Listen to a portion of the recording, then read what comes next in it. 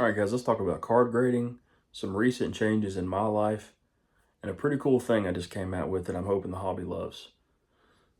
Let's just jump right into it. I'm not going to do anything fancy today. First, it's been a while since I've posted anything on YouTube. Um, if you stop by again, thanks for coming back.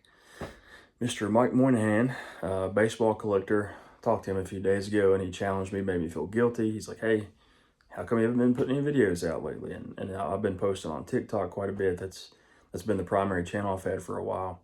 I found it just easier to post for some reason, so I've been primarily doing things on there. And it kind of reminded me that the YouTube community has been great. There's a lot of veteran collectors, especially that found me on there that had a lot of great comments, and he was right. So here I am. First thing I want to talk about is something I've been trying to get off my chest for a while. And I think it's a pretty sketchy topic right now. Grading's been kind of strange. You have the normal complaints, right? I mean, there's always they don't do things consistently. They don't grade right. They overcharge. There's all these problems. But then Tyler, or Teapot from Market Movers, put out the video about the craziness that was his grading experience with the Griffey Jr. rookie. And it sparked a lot of comments, a lot of videos that I saw based on it. And it's troubling, right? I mean, it's bothersome. But then, strangely enough, and I don't agree with Jeff Wilson often on a lot of things when it comes to investing, just because I come from a different world than he does. But he put out a video about why grading is still necessary, and I actually agreed with most of those points. But the biggest one is there's a ton of fakes out there. We run into fakes all the time. We just don't realize it, right? And unfortunately, it's necessary. It does protect the card. There's not very many people, unless you have just money to throw around, that grade just to protect a card. And that kind of puts you in a like income level us, income level them, and then the rest, right? It's somewhere up here. That's where you find that. Most of us grade the cards because of potential future long-term value or potential now value, right? I mean, that seems to be the primary, this is what you're doing it for. But it doesn't always have to be that way, right? I know, Mike and I talked about it the other day. There's something to say about having your collection graded where it's sure, right? But a few use cases that I wanted to throw out, something that Jeff, I think, missed, is there's a lot of tragedies that happen at home, right? And without going into the politics of it and that kind of thing, I think a lot of people forget about that collections can be insured, right? Even if it's not a major collection, you can still insure what you have. And then, I keep mine in a vault, the ones that are the most valuable. If my house were to burn down and I were to lose that collection, how would I recoup that cost, right? It's easier to liquidate, it's easier to track, and if insurance is going to come in and say what your collection is worth to revalue that for you, that becomes important. So thinking about what that collection would be worth if you lost it in a fire, something were to happen, it gets stolen. Those things are certifiable. You can say, if you told the insurance company I had a mint 1952 Mickey Mantle, and they might believe you because they don't know the difference. But if you said I had a PSA 10, here's the evidence, which you don't. But if you did, you could prove that, right? And there's certification, there's photos, there's things that you could say, this was worth this much money, and this is what I lost, this is what was stolen. There's a lot of other benefits to it besides that. Now, the craziness that grading has become, that's a whole different animal of itself. I won't get into that today. The inconsistency really hurts the credibility of the grading industry. It's one of those things, unfortunately, it's just necessary. And as many downsides as there are, people are not going to stop. And I don't blame collectors. If I were to walk up with a raw card, I'd be able to tell fake. I've handled them my entire life for most cards, except for modern. But I can see where people would be uncomfortable throwing out a lot of money for a card that you're not even sure hasn't been, because there's some really good fakes out there. If you haven't run into one, some of these fake cards are phenomenal.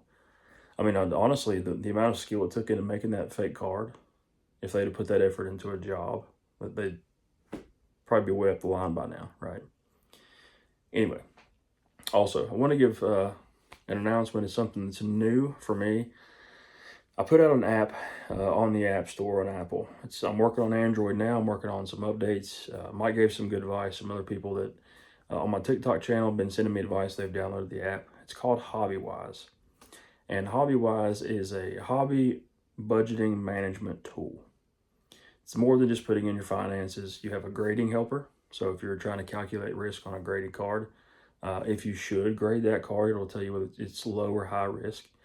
It has a wish list, event list. If you're going to go to a show this weekend, you put in that event, you can create a list to go to that event, track the cards that you want to buy or sell. And as you're at the show, you can actually pull it up on your dashboard, track which ones you bought, which ones you sold, and it kind of keeps you lined up with what you want to buy. Now, some collectors, some of my friends on here, they don't have to worry about that. They just, buy whichever ones that feel right at the time. But for sit-ins like myself who don't have just loads of cash coming in and a wife who wants me to not spend everything we have on cards, sometimes having that budget, that list in front of you is tremendously helpful. If you have not found it, it's brand new. It's only been out like 9 days. I would encourage you to go to the App Store, check it out. If there's a trial, so if you want to try it out for 7 days and cancel, that's fine.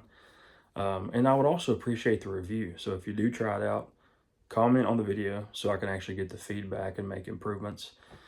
I'm not a huge company, so I have to make them as I have time. I have a career as well, work in construction, so whenever I get time, I will make all the updates in the world to try to make it good for collectors. Those are the biggest things. And I wanted to thank the community again, because even if it's on YouTube or TikTok, there's always plenty of people that reach out. And I put out videos on there weekly. And man, they've become some of my biggest supporters, some of the biggest cheerleaders for what I'm doing, for extra income for the family on that side of it. I struggle with the collecting side. The collecting side makes me not want to be a flipper or to sell cards. I've done the eBay game a few times. I've gotten into selling some. I'll sell a few to show if I'm trying to find a PC card. But I really just have trouble turning something that I love that much into just transaction after transaction. So I thought, man, how can I, because I wanted to make some extra income. I'm like everybody else, extra income helps. But I didn't want that to take what I loved and turn it into just something about money, right? That seems to be all that it's about now for a lot of people. So anyway, I thought making some tools that actually helps the hobby can bring in extra income, and it creates a tool for collectors out there. One thing to note, because this is twofold, first video back, I'm not going to pass up the opportunity to mention my own app there. There are some new tiers coming out. There's some more advanced things, from some feedback that I've gotten, some from veteran collectors, things that they're wanting to see, and I'm working on those things now. But yeah, I just want to put another video out just to get something out there. I